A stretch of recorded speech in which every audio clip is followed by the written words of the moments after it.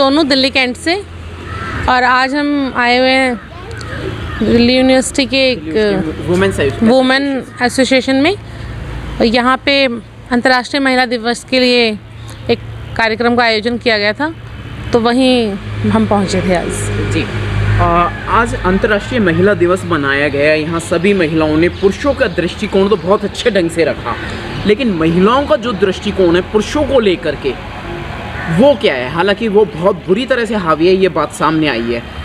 ऐसे में महिलाएं अब क्या पुरुषों को मतलब जो है क्रॉस करके आगे निकल पाएंगी? वैसे तो हर चीज़ में ज़्यादा है, आप क्या कहेंगी इस विषय में? देखिए, निकल क्या पाएंगी, ये तो अपना दृष्टिकोण हमें बदलने की ज़रूरत है। ऑलरेडी निकल चुकी हैं जी।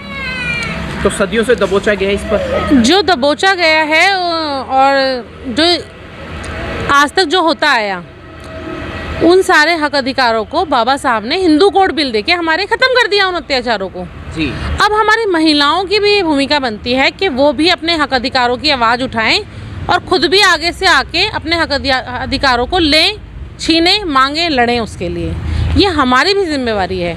सिर्फ हम दोष देते रहें सरकार को, पुरुषों को, पितृसत्ता को, उससे काम नहीं बनेगा। हमें अपने हिस्से की भागीदारी, अपने हिस्से के हक अधिकार के लिए खुद भी आगे आके आवाज़ उठानी पड़ेगी, जो कि बहुत ज़रूरी है। अगर हम घर में ही सोती रहेंगी और परिस्थितियों के रोना रोती रहेंगी तो हमें कुछ मिलने वाला है नहीं।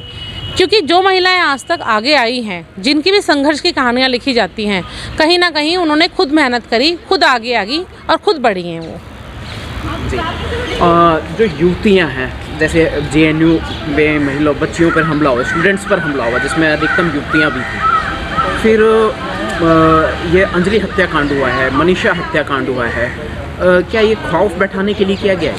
बिल्कुल, ये डर बैठाने के लिए किया जाता है, क्योंकि कहीं ना कहीं शासन, प्रशासन और प्रशासनात्मक जो सत्ता है, उनको अब कहीं ना कहीं ये डर होने लगा है कि महिला हमारे कंधे से कंधा मिला के, कदम से कदम मिला के तो आगे निकल ही चुकी हैं। कहीं ऐसा ना हो ये हमसे आगे भी निकल जाएं। और जो एक रूढ़िवादी जो एक सोच उन्होंने बनाई हुई है कि महिला कुछ नहीं कर सकती हैं, महिला बेवकूफ़ होती हैं, महिला शारीरिक रूप से कमज़ोर होती हैं, मानसिक स्तर से कमज़ोर होती हैं, तो उस अपनी सोच को महिलाओं पे हावी रखने के लिए इस तरह के जो घटिया आए दिन कारनामे जो किए जाते हैं, वो कहीं ना कहीं इस मानसिकता के तहत भी किए जाते हैं कि महिलाओं का जो उभरता हुआ मनोबल है उसको गिराया किस तरह जाए। क्या इसमें राजनीतिक लोगों का हाथ है, राजनीतिक सत्ताधारियों का हाथ है क्या, महिलाओं को कमज़ोर बनाने के लिए, उनमें दहशत बैठाने के लिए? जी बिल्कुल होता है, क्योंकि महिला हर स्तर पे चुनौती दे रही है, राजनीतिक क्षेत्र में भी चुनौती दे रही है और अपने हक अधिकारों को मांग रही है। जो भी बाबा साहब हिंदू कोड बिल में उन्हें देखे गए हैं, चाहे वो राजनीतिक आरक्षण हो, चाहे वो नौकरियों में आरक्षण हो, चाहे वो घर में उनकी भागीदारी सुनिश्चित करना हो, हर स्तर पे अपना अधिकार जो है महिलाएं मांग रही हैं। तो पुरुषों में डर का माहौल है, जिस डर की माहौल की वजह से वो अपनी घटिया मानसिकता जो है औरतों पे हर तरफ से दिखाने की कोशिश करते हैं।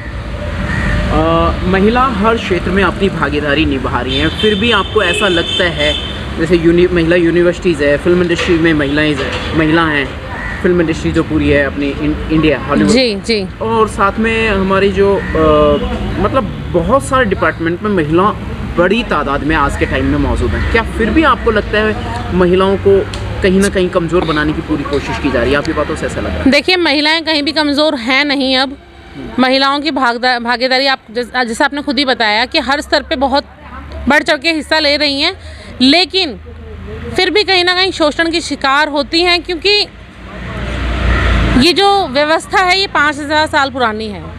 और इस व्यवस्था में मैं यहाँ पे इसको एडमिट करना चाहूँगी कि अगर बाबा साहब नहीं होते ना, तो आज भारतीय नारी जिस मुकाम पे खड़ी है वो कहीं से कहीं तक भी नहीं होती। अगर ज्योतिराव फूले नहीं होते और उन्होंने अपनी पत्नी माता सावित्रीबाई फूले को नहीं पढ़ाया होता, तो महिला विद्यालय नहीं खुले होते, बच्चियों के स्कूल नहीं खुले होते।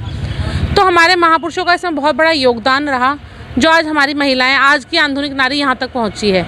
लेकिन आज भी क्योंकि वो पुरानी 5000 साल पुरानी जो मानसिकता है वो घटने का नाम नहीं ले रही है, यही कारण है जो कहीं ना कहीं आज भी शोषण तो होता है। किस दहशत, किस डर से पुरुष खौफ ज़्यादा है, मतलब किस खौफ में जी रहा है कि महिलाओं को आगे नहीं आने दे रहा पुरुष समाज?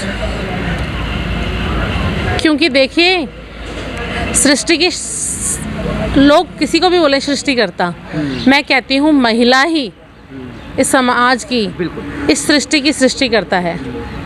वो घर से लेके, परिवार से लेके, बच्चों से लेके हर क्षेत्र में अपनी भागीदारी, अपनी भूमिका मुझे लगता है कि मर्दों से बेहतर निभाती है। बात महिला पुरुषों की हो रही है, इसलिए मैं थोड़ा सा मुद्दे से हटते हुए मुद्दे पे ही रहूँगा। और मैं एक बात करूँगा, जैसे ये क्या कभी ऐसा लगता है कि महिलाएं पुरुषों की गुलाम बने रहना चाहती हैं क्या? जैसे सिंदूर है, बिंदी है या चूड़ियाँ हैं। देखिए मैं इस पे ये कहना चाहूँगी कि इसको तो पहले गुलामी का प्रतीक थी ये चीज़ें, लेकिन आजकल के आधुनिक युग में महिलाओं ने इसे अपने फैशन का जो है मुद्दा बना लिया है। मुझे लगता है कि आज शादीशुदा महिलाएं भी चाहती हैं तो पैर में बिछुआ पहनती हैं, और कवारी यूनिवर्सिटी की लड़कियां भी पैरों में बिछुए पहनती हैं। हाँ, ये मेरा व्यक्तिगत और जो महिलाएं शादीशुदा हैं उनकी मर्जी है, वो बिंदी सिंदूर लगाती हैं, जिनका मन नहीं करता उनको नहीं लगाती हैं। व्यक्तिगत ये जो श्रृंगार है ये अब व्यक्तिगत मुद्दा बन के रह गया है। जी मैं इस पे एक बहुत छोटी सी बात कहना चाहूँगा। व्यक्तिगत मुद्दा मेरा भी रह चुका है। मेरी पत्नी ने मुझे कभी किसी समय पे कहा था कि लिपस्टिक और सिंदूर, शादी की इसलिए है कि वो लिपस्टिक लगा सके या सिंदूर लगा सके। जी देखिए पहले एक समय ऐसा था, एक ऐसी यही कह लीजिए कल्चर एक ऐसा था कि शादी के बाद भी बेटियां, हमारे जैसे कि हम हरियाणा से थोड़ा बिलोंग करते हैं, मेरे हस्बैंड वगैरह, और हमारा भी जो कल्चर है थोड़ा हरियाणा से जुड़ा हुआ है। तो पहले एक सामाजिक संरचना ही ऐसी थी कि शादीशुदा बेटियां भी अपने चाचा, पापा और भाइयों के आगे सिंदूर बिंदी लगा के नहीं आती थी। लेकिन अब कल्चर बदल चुका है।